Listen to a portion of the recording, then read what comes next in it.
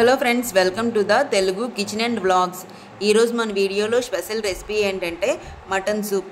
ఎంతో టేస్టీగా ఉండే మటన్ సూప్ని ఎలా తయారు చేసుకోవాలో మన వీడియోలో చూసేద్దాం.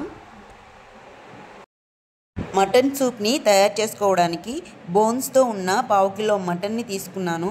ఈ మటన్ని నీట్గా కడిగేసుకొని కుక్కర్లో వేసుకున్నాను.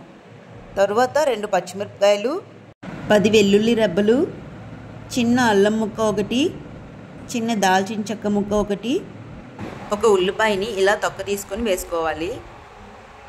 4 లవంగాలు, 2 ఇలాచీ, టేస్ట్కి సరిపడ్డ సాల్ట్, అలాగే చిటికెడు పసుపు, కొంచెం పుదీనా వేసుకొని ఇందులో గ్లాస్ వరకు వాటర్ వేసుకోవాలి.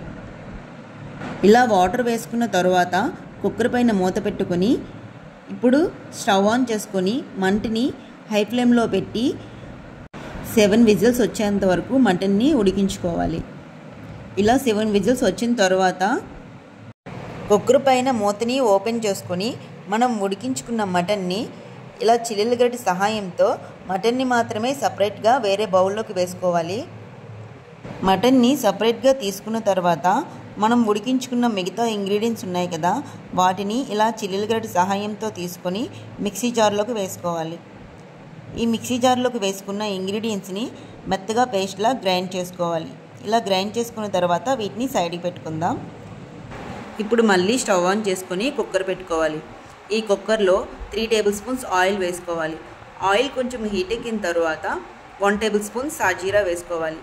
ఈ సాజీరాని లైట్గా ఫ్రై చేసుకున్న తర్వాత ముందుగుండా ఉడికించుకున్న ఇంగ్రీడియంట్స్తో పేస్ట్లా చేసుకున్నాం కదా, ఆ పేస్ట్ని ఇందులో వేసుకొని మంటిని మీడియం ఫ్లేమ్లో పెట్టి 2 నిమిషాలు ఫ్రై చేసుకోవాలి.